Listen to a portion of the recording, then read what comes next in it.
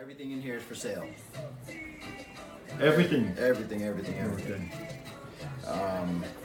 And no, I'm not going out of business or having a crisis. It's that if I did it before, we can do it again. Yeah, and then it gives the local artisans that I work with, from the artists to the tailors, the carpenters, etc., it gives them more work because we have to do it again and do more pieces. You know, the people like, then all the better.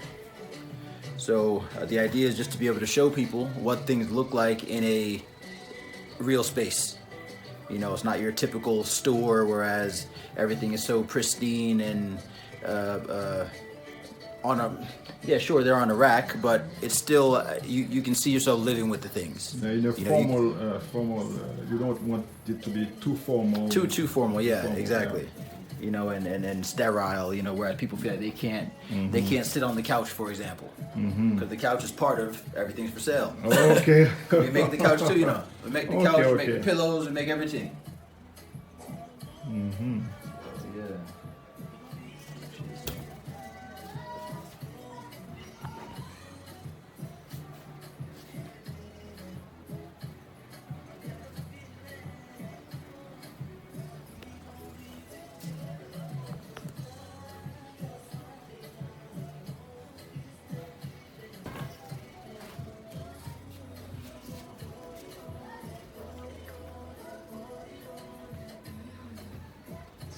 So everything has the logo on there.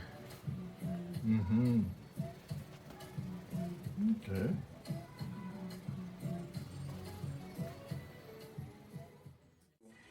Take it. Then the way that we treat each other within Africa, it's in the global Africa, Jamaica, Haiti included.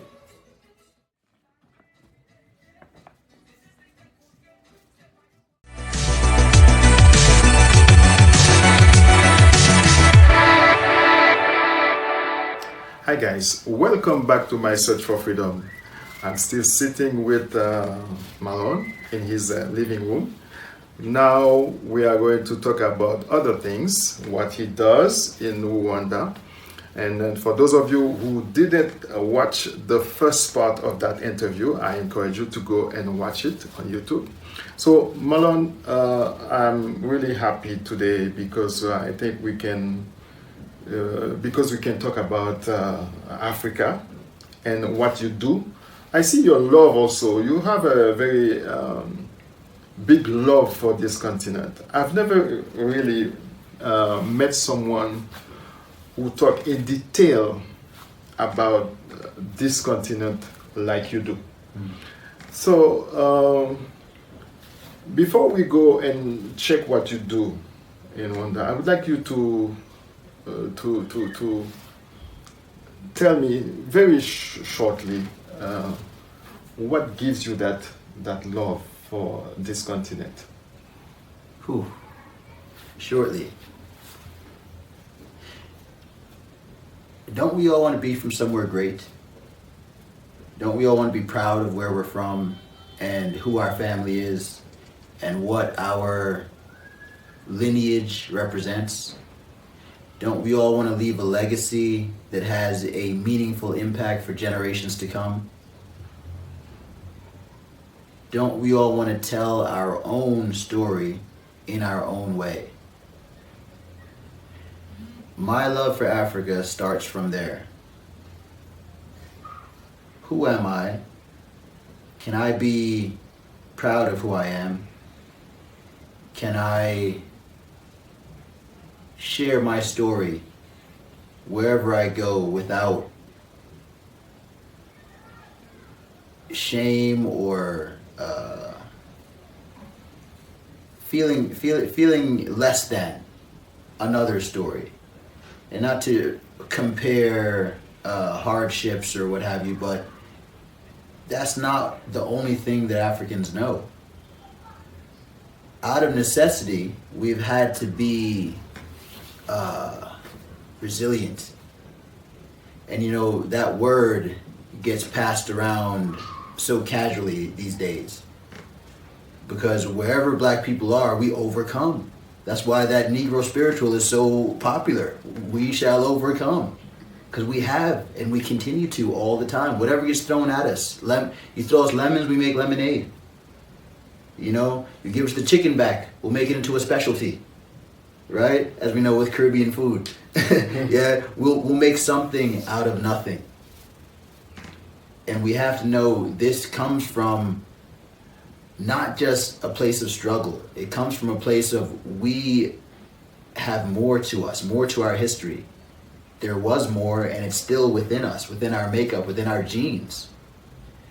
So my love and passion for Africa is speaking,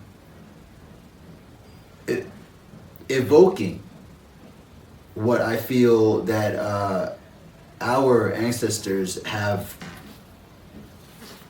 left for us. That the spirit of them, you know, just like now recently we can say that oh, this person was a great freedom fighter or liberator or what have you, and we're talking 1960s, 1950s, you know, for you younger people, 1990s, 2000s, you know, etc. But we're talking time immemorial is what I want to bring us back to, because the way that people in Greece today can say they have a rich history, oh, the Greeks did this and the Greeks did that. Yeah, Italians and Romans and the British have had a long history. They've written down and they pick paintings of their kings everywhere. Africa is not without history. Africa is not without an origin story. And the vastness of this land is rich beyond belief with culture and history and stories and fables and characters and heroes and anti-heroes, all kinds of characters and twists and turns, and that would make Game of Thrones look like nothing. You know, so we have these stories, we have this richness within us as well, but a lot of it was oral tradition. Even though Africa is not without writing, check out Timbuktu, Kemet, and so many other places that had written languages before Europeans came. But a lot of our history was also oral, and being in small groups that might have moved around from place to place, maybe things weren't kept in a physical library that's in one place all the time. So we know that we have more to us, and now we're rediscovering certain things ourselves. I think that for a long time we were taught to be ashamed of the things that made us African, such as African spirituality. Oh, it's demonic, it's wrong, don't even look into it. Don't even try to go back in the past. As they say in Haiti, you know, Verdun or Voodoo, Santeria in Cuba, you know, so many names. And there's animism, you know, lots of, you know, different ways to think about this. Ancestral worship even, you know, etc. So not just spirituality, culturally, you know, even family relationships and family groups and how we treated each other. You know, we didn't push our children out of the house at 18. We lived together in community, probably forever. It wasn't like, oh, you have to go to another village now. If anything, the new wife was brought into the family. And then that group became bigger and bigger. And actually you needed big families for strength in numbers. So this is why I say a lot of things we don't realize what we've lost or even why we think the way we think now, because we're not students of history. And my fear in life, Pierre, isn't like the typical, like people say, spiders or heights or any of this, or even death, because we heard like it's going to happen to all of us. Me, while I'm here, I fear not knowing. Ignorance is my enemy. I need to know something about everything. So you know my channel name is My Search for Freedom. And it's an honor for me to be on such a channel. You know, when you were moving to Africa, were you also searching for freedom or peace of mind? Else? Peace of mind. So I can relate that to freedom for sure, because not that there's no problems in Africa. Of course there are lots of problems, but me being a black man, I don't wake up and say, here we go again. got to deal with them and their system and racism, and who knows if I can make it home even. If I, when I walk out the door, I get pulled over in my car for just driving in my neighborhood. Who knows what will happen? At least here, you may get harassed for maybe classism, which I haven't really seen, but maybe because I'm outsider, insider.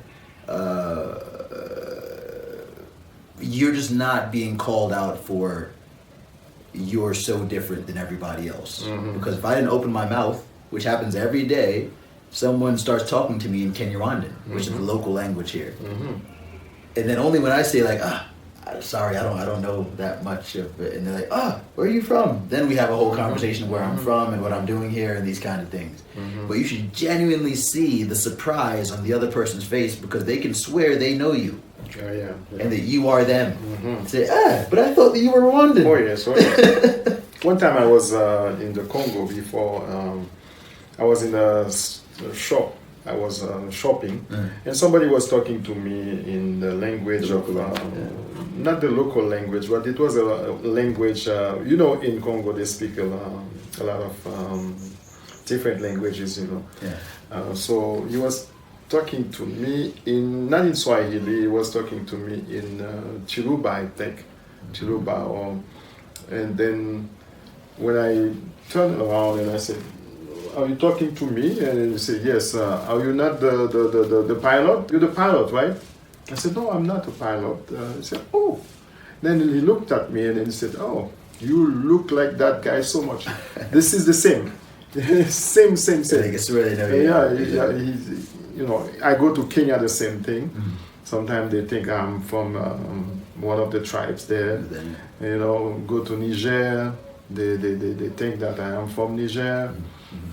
People think when I'm in Canada, they think that I'm from Nigeria, from Congo. So even this week, I went to an office here in Rwanda, in Kigali. The ladies said that, are you not Rwandese? You said you are from Haiti. Oh, you look like Rwandese.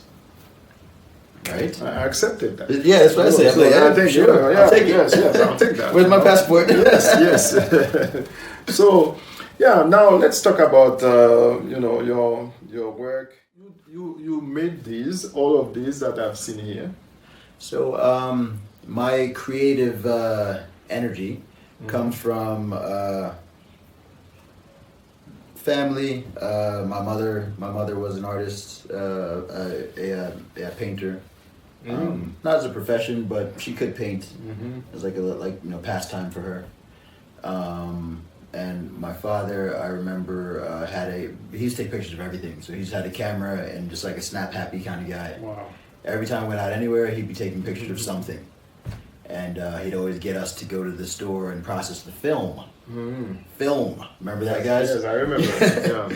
So we'd go to the store. We go to the store, process the rolls of film, and look at all these pictures, and every now and then, that one's okay. There's another one, Dad. Kind of thing. So I think I had that inspiration to be creative from a young age, and as I told you in another part of our conversation, that I had difficulties adjusting when we moved from Jamaica to America, and I think that that's one of the ways. Maybe scribbling, drawing, doodling at that point was something that helped me express myself as well, because I wasn't able to verbally express myself so well. So then, fast forward, I attempted to go to liberal arts college. Just didn't work out in terms of the typical, you do this, then you do that, then you get married, then you have 2.5 kids. That just wasn't my story. And as I saw these things happening in my life, kind of said, you know what, let me embrace this, because it's not what I want, it's what has to happen. And as I did that and stopped fighting everything, I feel like things started happening for me in life, as opposed to me. And that's something big that we should all understand. things shouldn't happen to you in life. They should happen for you. For you, yes. Be it good or bad. And even that's a context that you can change as well. Something that other people might call bad doesn't have to be for you. You can reverse it. And the effects can actually be positive, right? We can learn lessons from a negative situation. It's about how we choose to deal with it. So then after liberal arts school didn't work out, I said, right, let's try this creative thing as an actual job as opposed to just a hobby. And I remember I started taking pictures, like how I saw my dad was doing when I was young, and mine were actually pretty good. And I sold my first picture. It was of a flower, and I thought like it was okay, but the way that I took it, one of my friends really liked it, and she decided to pay, I forget what it was, maybe $20 or $30 for it. I was over the moon, like, wow, someone thought that something I took is worth that. I could buy more rolls of film and take some more. So like it was that early on, and then as I started doing more and more, got more compliments, grew in confidence. Cause I can't understate that enough. From earlier on in my story, and I hope you guys have been picking up on that. A kind word from somebody in your life can really, really inspire you to go further. And for me, it started with my first teachers, which were my parents, saying that there's nothing wrong with our son. He can do anything, and me internalizing that, and then trying to do everything or anything and everything. To even a friend saying, "Hey, you're pretty good at this. You're so good, I'll buy this from you." That helps you grow in confidence. So even if we can't give a person on the street money, be it someone that we know, or a family member, or a friend, or a colleague, just tell them an encouraging word. You're doing good. You can do it. Keep going. Keep pushing. That can change someone's life. So I got a camera, and so excited that I was selling little pictures. Even I'd go to the market sometimes. Like we had like a little farmer's market in my neighborhood, and like I'd go there sometime and try to sell pictures. Even, oh my gosh, even bigger. Because at that point we weren't living in New York anymore. I would drive back to New York, stay with my cousin. I remember very clearly one summer, and I had this crate on wheels, and I had a printer, a portable battery. So I charged the battery overnight, like one of the ones with like the booster cables for a car. Yeah, I charged it overnight. I have my printer in the rolling box crate, and printer paper, and I'd go to Times Square every day, and I'd take pictures of tourists and print their picture and sell it to them. Caribbean people, we hustling. We hustling. like some guys do here. Also, they can. Take your picture and exactly, sell it to you. Exactly, yeah. And meet so many people, etc. But like the point is that I started growing confidence because people said, "Oh, this is a good picture of us." Da, da, da. And after meeting so many people, you actually learn how to sell yourself as well. So at the time, I didn't realize. I just thought that I got to be nice or smile more or what have you to make people want to talk to you, what have you. But all of these things help to build you as a professional even. So then after that, I was encouraged to go to school for that. So I went back to school after being so demoralized with the first time not working out. I said, you know what, now this is on my terms. I actually want to be an artist and creative. It's not something that I'm doing for parents or society or somebody else. I actually want to do this.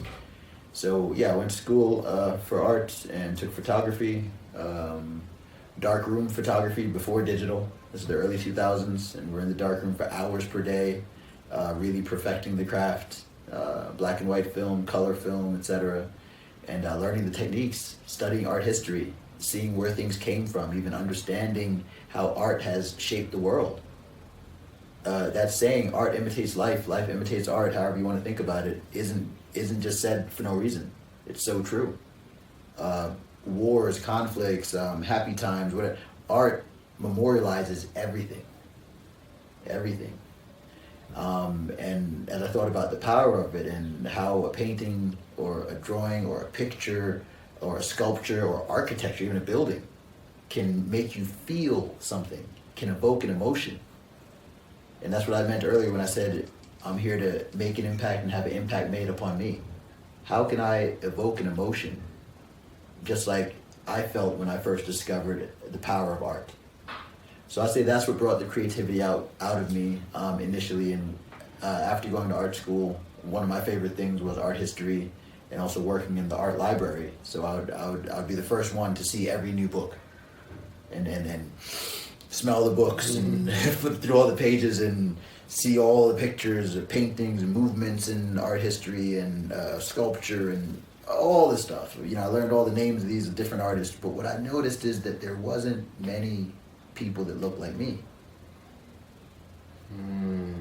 We didn't really document ourselves in terms of the African perspective, like way back when, as this mask is art. This totem figure is art. The way we thought about these figures is that they're either spiritual in meaning, cultural in meaning, tribal, something to do with our everyday life, special ceremonies, etc. But they weren't just, let me put this on the wall and look at it. It was an active part of our life as Africans. And I think that the way that I wanted to move forward with art is how can I combine the two of being this modern artist, African artist kind of context, as well as respecting what came before. And I feel that the trajectory that I'm on now is able to combine the two. So with the physical work, like the masks and sculptures you'll see, I've taken them out of the usual context that you'd see them and turned them into something that I believe can be in a museum. Yeah, museum kind of quality and feel, and even lets you see them in a different kind of light. When it comes to paintings, again, I went to art school. I can paint. I'm a very emotional, creative, let's say, so I need to be in the mood, and I haven't been in the mood for several years. But usually, what gives you the mood? What gives you the inspiration? Yeah, I can't even answer that. It just happens. Anything can happen. Yeah, exactly. It just happens. But I feel that painting wasn't always my go-to medium to express that anyway. What has become that for me is textiles and clothing. I've been able to express myself through clothing for several years now, even to the point of winning awards for fashion. And before, this was a very Western aesthetic in my previous port of call, let's say. But since I've been in Rwanda and surrounded by Africanness everywhere I go, I've been able to channel my creativity through that and not just be something just to wear. This is moving art, it's moving history, it's moving culture, and you're wearing it at the same time. So it is able to evoke an emotion in people. Like I was saying before, if you can see someone walk down the street and it makes you smile, it makes you think, it makes you conscious, doesn't that mean something so much more than just seeing someone wear all black? So the main comment I get is, oh, that looks good on you. I don't know if I have the confidence to do X, Y, Z. And you know, people that I have the time, they have the time to hear at least a little bit of my story, and they hear that, you know, I had such difficulty communicating when I was young, and they meet me now, they're just like, no way. Yeah. And you're so confident to wear that, you know, sort of thing. You know, like a floral shirt and these print pants and da da da. Like you're not afraid of people looking at you. I'm like, I'm beautiful. Why wouldn't they look at me? Yeah. Why not? Yeah. You know. And the world needs color. The world needs color. You know, I can guarantee you, if presidents and our leaders and people that protect us, soldiers, etc., didn't take themselves so seriously, and actually wore cultural things and actually intentionally tried to number one, put a smile on their face, because before anyone else sees me for the day, I see myself. I look in the mirror and tell myself, you are worthy. You have value. you have something to offer to the world. And today, you're going to do that. Every day, tell ourselves a little something to drive ourselves. And then you put on your armor. Because that's how I look at the clothing that I create as armor. Because there's a war out there of darkness that people, misery loves company, and they want everyone to be dark like them, as opposed to colorful and light and happy and cultural and vibrant. And that vibrancy is what I want to bring across. We have enough just plain, and people wanting to blend in.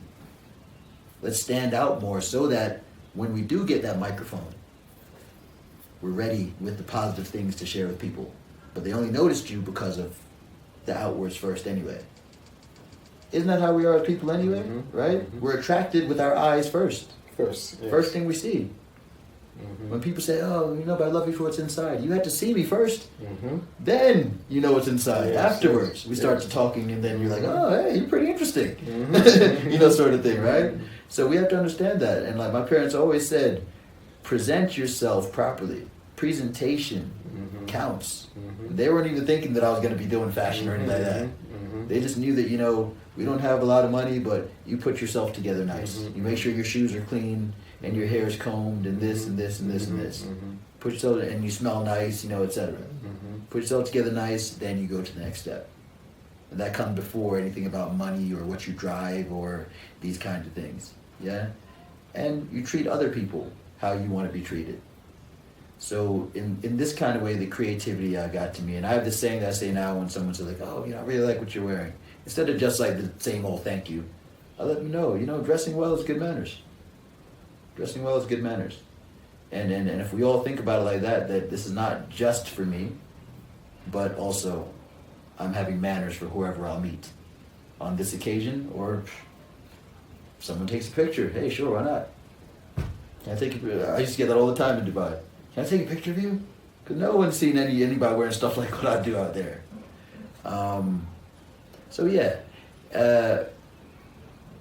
My place now, I don't like to think of a house or an apartment. This is a live-in showroom. Live-in showroom. Everything's for sale. Everything is of value and has a story. And quite often people, in different contexts, not just like, with my place, want to take a piece of what they like with them. And I want to be able to offer that to people in a different kind of vibe than they've probably ever experienced before. So the clothes that you see, you can take it with you. The sculptures, the art on the walls, everything you can take with you. Everything has a price. When it comes to the artists that I support, I represent about 4 to 5 artists now at any given time. I'm a big kid. I never grew up, and I never want to. I've seen what that does to people. And what I mean by that is that I can relate to both ends of the spectrum. Older people, older than myself even, and younger people. And I think that it's very important to have that kind of gift, especially coming from the West, because we're so full of like code switching and so-and-so's around, authorities around, we can't say this, we can't say that. Only when I moved to the Middle East did I realize that, wow, everyone talks the same, said the same things in their Arabic context. They weren't using slang to avoid their parents hearing what they're saying. They all said this, they all said that, etc. And even in Africa, you'll find that as well. Sure, people have their little slangs, but in America, we go so far the other way, so the authority doesn't understand what we're saying. And try to break, what's going on, all these kinds of different vernacular ways of speaking. Just because we're trying to code switch so that people in power don't intercept our messages. And I think we learned this from slavery. Whereas we had to speak in certain kinds of ways so massa doesn't hear and doesn't understand that we're trying to get out of here. Right? We're talking in code. So all of these things, I'm creatively trying to express these things through art because I believe that it's a less abrasive way to change the world. War doesn't prove anything. It proves who's left. It doesn't prove who's right. It proves who's left. So that can keep on going on forever. It's not going to change what anyone inherently feels about each other. But if we can culturally bridge the gap, key emphasis on bridge, then I think we can really start to make fundamental and sustainable change within society. Have you ever thought about opening a gallery somewhere you can, display your works? Yeah. Someone told me very recently, actually, and I didn't know how to articulate this before. I kind of said it in a roundabout kind of way, but they were telling me about. I think we're talking about architecture. So they said, the Kigali Convention Center, for example. That's a good example of it because it's a round building, round dome building, kind of like an igloo or what have you, as you'd say. But the way that Rwandans used to live prior to colonialization was in such structures. And we see similar round buildings in Southern Africa as well, and other African contexts, as well as even other cultural contexts. Like I mentioned, Inuits, original native peoples like in the Americas, etc. And they were telling me that, in this round structure, over here slept the wife and the children. Over here were, the men. Here's where they had their grain storage. Here's where they cooked. So they didn't have to have rooms for everything. Things just had areas. And that's why I started this part of the conversation of, I don't like to call this my house. This is a live-in showroom, and it has areas. In terms of a pure commercial space for what I express, which is lifestyle, I feel like if one word covers all this, it's a creative lifestyle. It's not just fashion or interior design or a fine art. It's a creative lifestyle. I wouldn't want to be purely commercial in that kind of way. I want something that feels approachable, that you can sit on and experience, that you can try on, that you can say, right, I see that on the wall in the context of a living space, so I can see how that painting would look on my wall at my house as well. And there's nothing like being able to roll out of bed, get ready, and then you're already in your space anyway. And then you can welcome visitors in, offer them a coffee or, a nice beverage or, what have you. So I really like that approachable feeling. I don't want people to feel uncomfortable that they have to buy something or they have to be so careful how they touch something or if they have to buy it, etc. Like, as long as there's respect for the creativity, then I encourage a experiential approach to the creative lifestyle that I'm showing. So if someone is watching this video now and would like to contact you or would like to visit you, would you be comfortable for them to maybe call you or send you an email? Do you have a website where they can see this? 100%, Brother Pierre. I am a bridge. I've been tasked with this by Mama Africa, the universe, the ancestors, call it what you will, and I've accepted. So in terms of our brothers and sisters out there, if something resonated with you and you want to know more, you want to get in contact with me, I would love that. I would love to hear from you. This journey is not easy. I've had to sacrifice a lot to live in Africa. And I do it again and again and again. This is just the beginning, to be honest. Like I said, I've only been here 4 years, and at least 2 to 2.5 of that's heavy COVID time.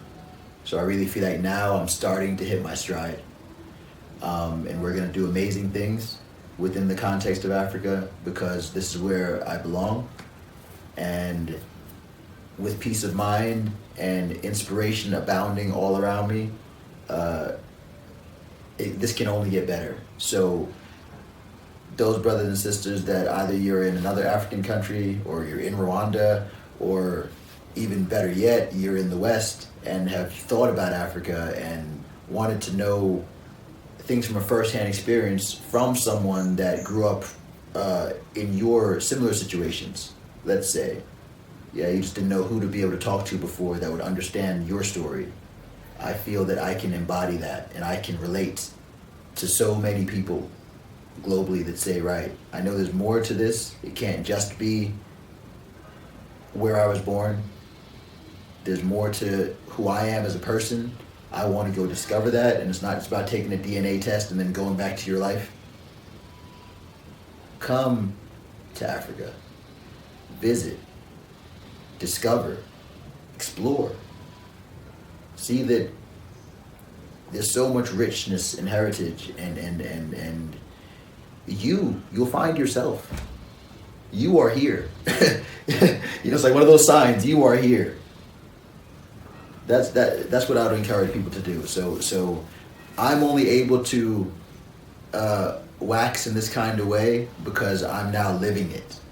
Before, I might have had a lot to say as well, but I wasn't actually living it, so I always kind of had a thing in my mind like, all right, this is everything I've read, but is it really like this?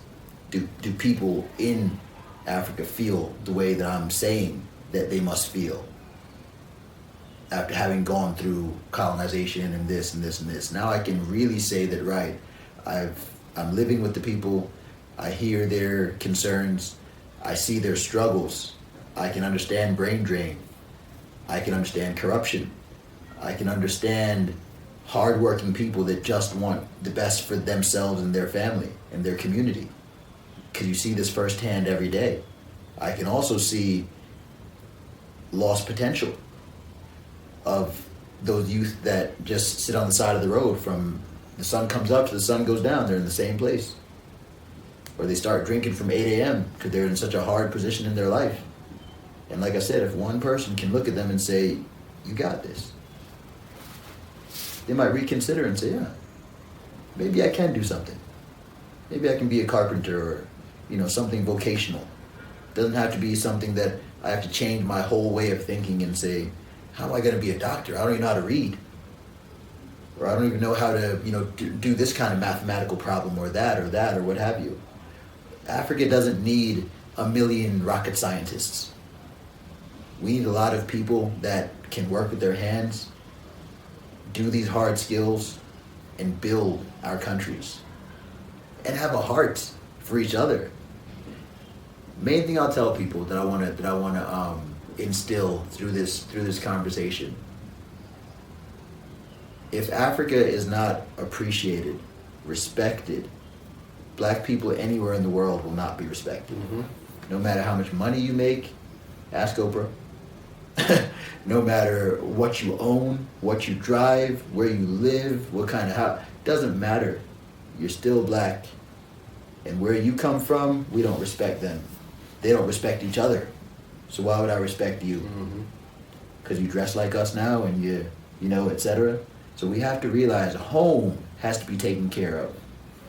We have a saying in Jamaica, dance a yard before you dance abroad. Mm-hmm. Which means perfect. Take care of home before you take care of anywhere else. Mm-hmm. And I know a lot, and like this is not to demean this, but I know a lot of us say, right, I want to go to the West for a better life. Okay. Get education over there. Because, as we know, they've given us a brain drain of a legacy to live off of, which is reversing because we're getting more universities and higher education places on the continent, which is lovely. But, if you feel that you must go over there for some specialty kind of education or training, sure, but come back. Bring that knowledge back to Africa. Teach others. Go back to the same thing that we were saying about you give a man a fish one day, he'll need a fish again the next day and the next day and the next day. And it teaches him to be dependent. Mm-hmm. If we go learn how to fish, we can bring back that knowledge of how to fish to the whole community. Then the whole community can eat forever. Thank you so much. I think when the time comes again for us to sit down again to talk, I think we might talk about other issues, other subjects like spirituality, I would like to touch on that Please, one day. please. But for today, I think our viewers are satisfied. I am satisfied.